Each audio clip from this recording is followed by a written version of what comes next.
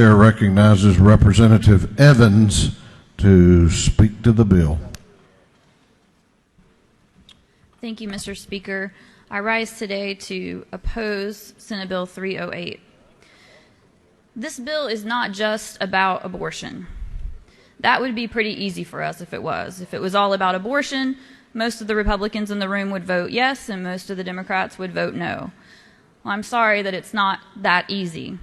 This bill is about priorities and approval.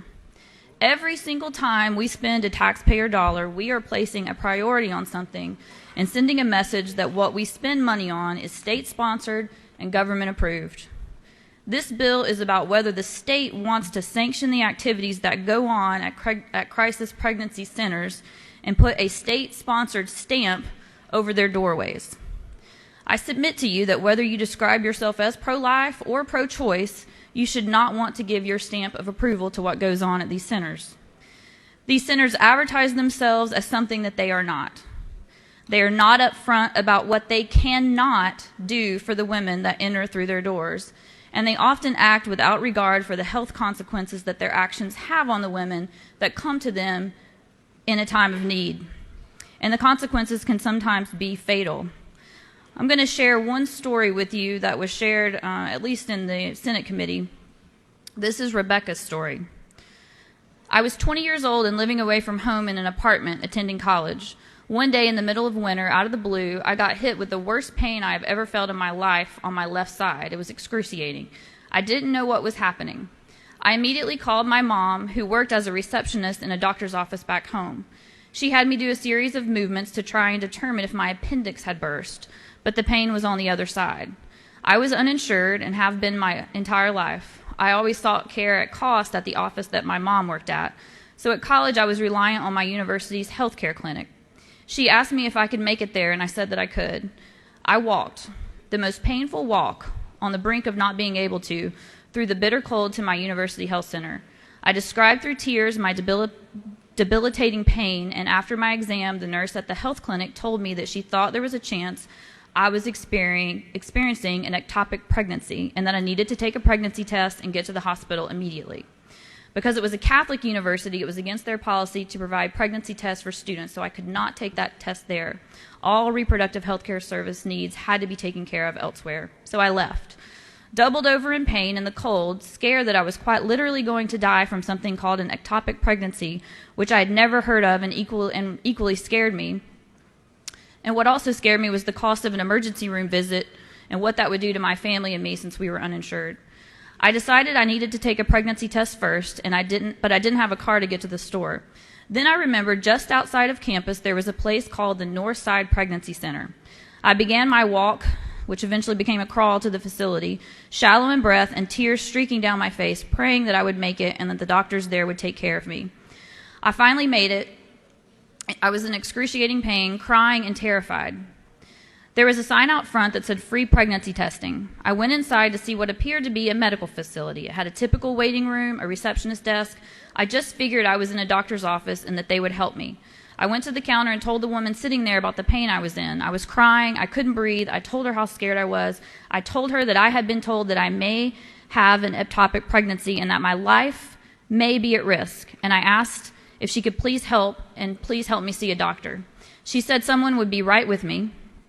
In a minute, someone was, a woman. I can't remember her name. She came and she brought me back to the room. I remember thinking that she didn't seem like a medical professional. She gave me a pregnancy test and explained to me how to take it. She told me to come back to the exam room when I finished and to leave the test in the cubby. I followed her directions and I went back to the exam room, literally curled up in a fetal position. She came back and said the test results took only a couple of minutes, but before she would share them with me, she had some information to share. She put the pregnancy test up on a shelf above my head, wouldn't let me look at it. And all I could think was, what did that stick say? Did I have an ectopic pregnancy? Was I going to die? And she knew that. She knew I was concerned about that. She handed me a folder of papers and told me I had to look through all of them. There was information about pregnancy, God, and prayers. I was so confused. What was all this? And hadn't enough time passed to find out if I needed an ambulance? Then I remember picking up the next paper while she smiled and told me I had to read all of them in order to get my pregnancy test results to find out if I was having an ectopic pregnancy and might die. It was a pink and blue card like a birth announcement. I opened it up and there were pictures of fetuses on the inside, and it said if I had an abortion, I was a murderer. I started crying harder. I was so scared. I was hurting so badly. I didn't understand what was happening. I didn't understand how a doctor's office was holding a medical test above my head while I was crying in pain and in fear, making me read it in front of them, all sorts of crazy things that had nothing to do with what I was there for. I was not there for an abortion. I remember looking at her and pleading with her for the pregnancy test, and she looked back and told me that I was not pregnant, but that I needed to remember what I saw. Her judgment not even pretending to be masked by kindness. I left as fast as I could in pain. When I got back on campus, I called my mom. I was crying about what happened, and my mom's heart was bursting for me through the phone. She was far away. We were uninsured and in a bad situation that had just been made much worse by people masquerading as medical professionals. In the end, she bought me a train ticket home that day, and I made it to the doctor's office where she worked for an exam. It turns out that a cyst the size of at least a lemon had burst on my left ovary, wreaking havoc on my ovary and my fallopian tube and causing excruciating pain as the other organs had absorbed all the fluid. My doctor told me that my fears were warranted. Had my cyst been infected, I very well could have died while sitting there looking through information about prayers, God, and pictures of fetuses. Ladies and gentlemen, we have limited dollars to allocate from this capital, and we need to make sure that when we spend a dollar, it will do what we want it to do as best we can. We all want to decrease the number of abortions. Nobody wants more abortion. Those of us that describe ourselves as pro-choice want abortion to be safe, legal, and rare. Rare. If you want to join me in trying to decrease the number of abortions, then let's invest $2 million in sex education, after-school programs, and mentoring opportunities. That's how you decrease the numbers of abortions, not this bill.